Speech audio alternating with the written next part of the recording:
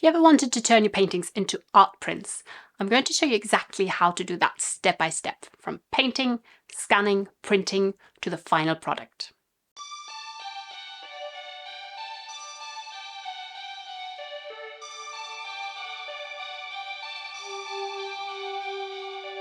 Hi there, I'm Janine. I'm an artist and I share my creative journey on this channel. I've been wanting to turn some of my paintings into prints for a very long time, and I'm finally going to do it, and I'm taking you along with me. I'll show you exactly how you can scan and edit your artwork at home, but if you're planning to sell fine art quality giclée prints, then I'd recommend getting them scanned professionally.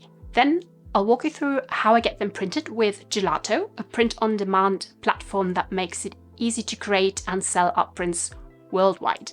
They integrate directly with Etsy, Shopify, TikTok Shop, and more, so you can easily connect your existing store. Gelato prints locally to where your customer is, which means shorter delivery times and lower carbon emissions. And then, of course, we'll take a look at the final print together.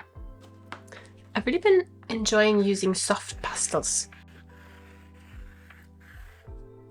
in the first layer, so I wanted to try and do that again.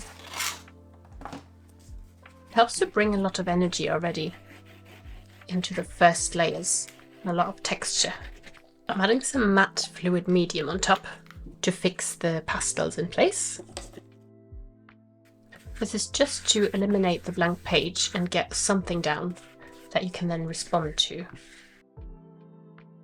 Because these prints are kind of a test, I want to not spend weeks and weeks on these paintings. So by adding a lot of texture in this first layer, I already have pushed them quite far. And in case you're wondering what palette I'm using a cadmium red deep, phthalo turquoise and lemon yellow. I've used that for a different series before of small paper paintings, and I really like the combination of those when you mix them and make more neutral colours. So at the moment, you see, I'm just experimenting with my materials. I'm not actually thinking very much about what I'm doing here. I'm maybe just playing with colours. I also really like scratching through the still wet paint, so you can reveal some of the layers underneath. And again, that adds quite a nice texture. And I keep on switching between them, one because that allows one to dry a little bit, and secondly because it helps me overwork a painting. I always see it almost with fresh eyes after I've worked on another one for a little bit and then go back to it. Next, I'm using my gel plate to add a bit more of a solid but still textured area. You'll see what I mean in a minute.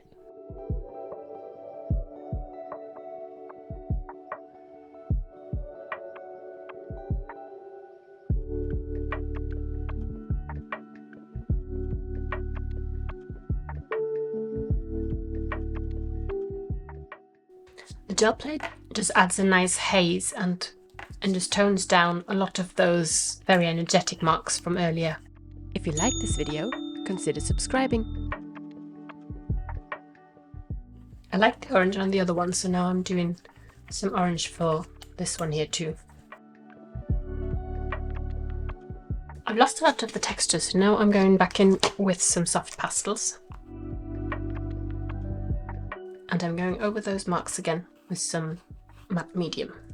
Just a little tip, if you dab the medium on, the line doesn't move as much as when you just spread over it and drag your brush across.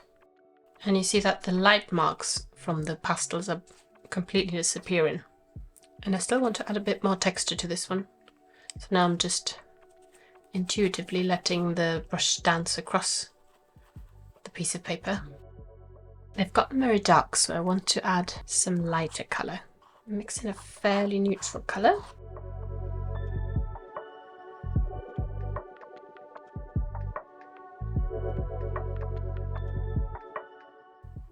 And then I'm adding a little bit of bright colour in again.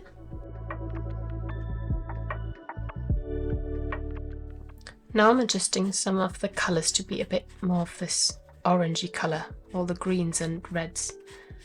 They're not working that well with the rest of the painting. Same on this other one, I'm making the colours here a little bit more neutral. The oranges to go more with the blue.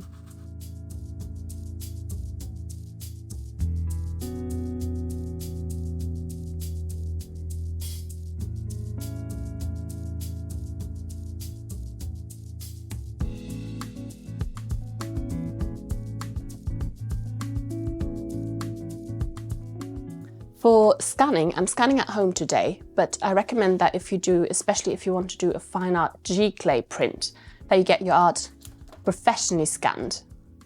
But because I'm doing this as a trial today, I'm doing it with my home scanner. In case you're wondering, it's the CanoScan LIDE 300, it's by Canon. For the settings, I'm checking that I've got 600 dpi.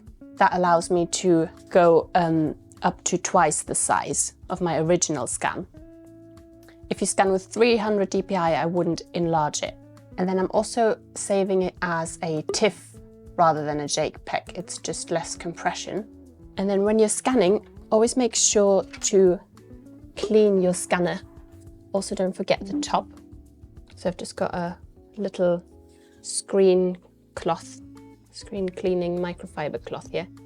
And try and make sure to pick up all the dust you can see, because that'll make post-production much easier. Another reason why it's better to get your print professionally scanned and edited, and they can get rid of any little imperfections for you, like dust on the scanner bed. And then while I'm scanning, I'm just gently holding my hand on top of the scanner, so there's even pressure on the scanner bed, but not too hard. Just a little bit. And then let's also do the other one. Between each scan, always clean your scanner bed, because there might be some new dust on there.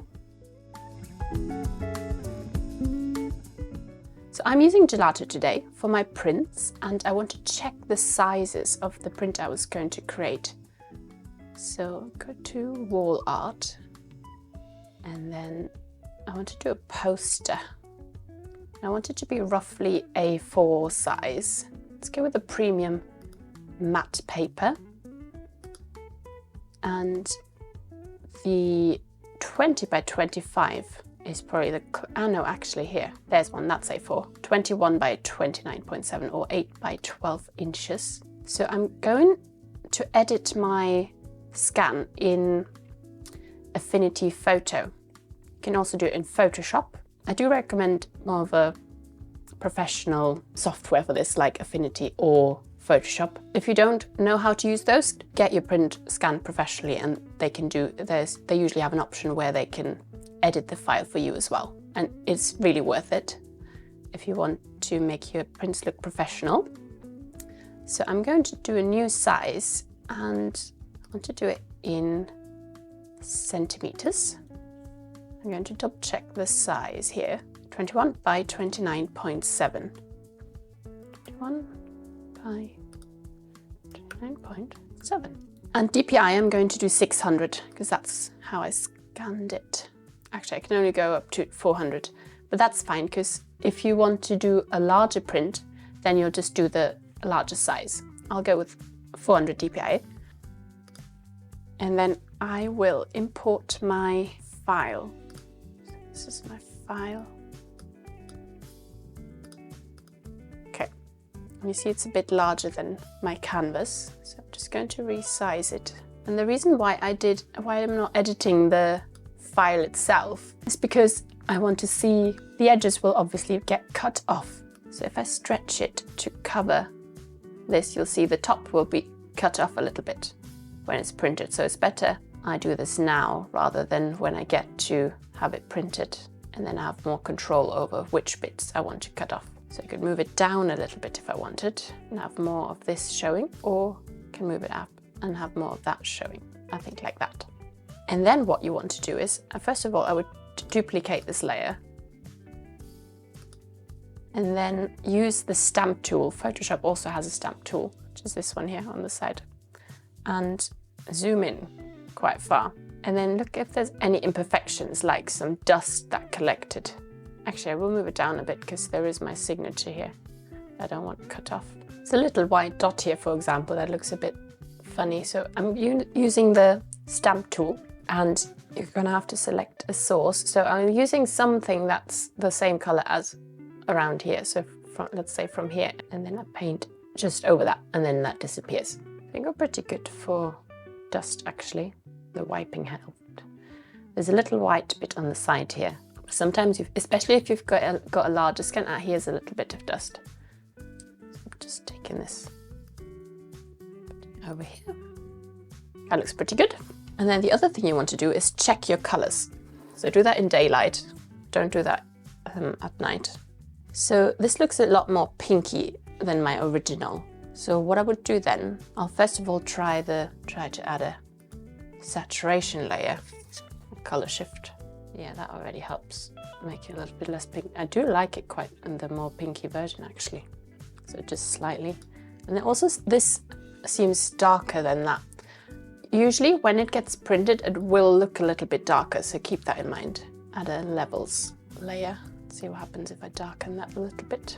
But I think that looks pretty good. And you can go in much more detail with that. But again, I would recommend you let this be done professionally if you don't have those skills. Now that we've edited our final artwork, we can upload it into Gelato's platform to order the print. I'm selecting the right size I wanted, which was 21 by 29.7 centimeters. That's the size I made in my canvas earlier. And then we can create the order. Now this is where we upload our artwork. So we've got vertical artwork. And then here you upload your file. I already did that earlier. Otherwise you click on choose file and then just say add to order. And that's it.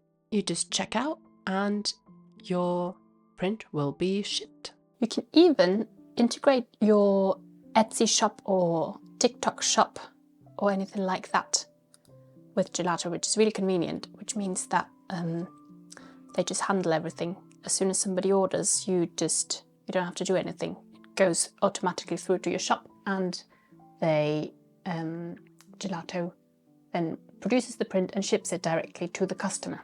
So you can integrate things like Shopify, Etsy, basically anything you can think of. I've got a Wix website with a Wix store, so you could use that. All of these here. So I'm sure that if you have an online shop, you'll be able to integrate Gelato with your store, which is super convenient.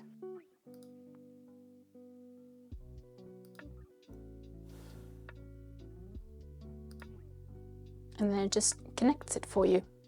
And then you can add your products. Again, if you want to see in more detail how to do that, let me know in the comments below and I might do a video on that. So here's the print I've just received. I'm very excited to open it.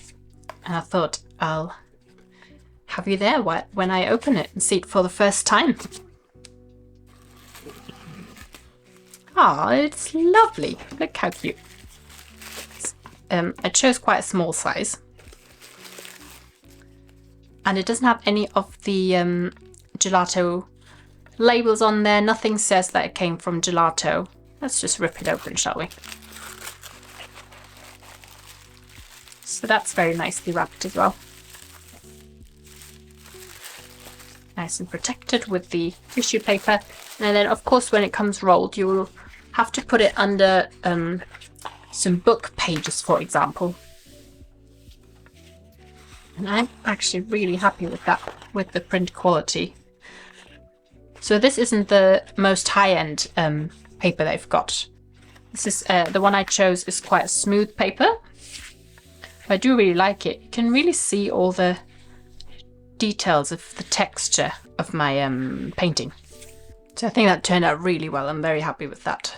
And I think I'm going to maybe make some more paintings to turn into prints and then get them scanned professionally rather than scanning them myself, and then I can be sure that I can offer the best quality product to my customer.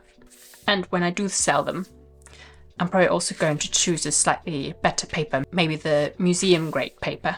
But this is great. This paper is great if you want to offer it for a bit more of an affordable price. Now you know exactly how to turn your paintings into art prints.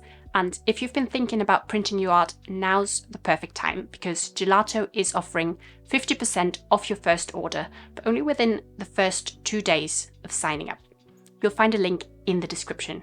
And let me know if you're interested in a little tutorial on how exactly to upload and order your prints with color profile settings, etc. All the technical stuff. Leave a comment down below. Thanks and bye bye.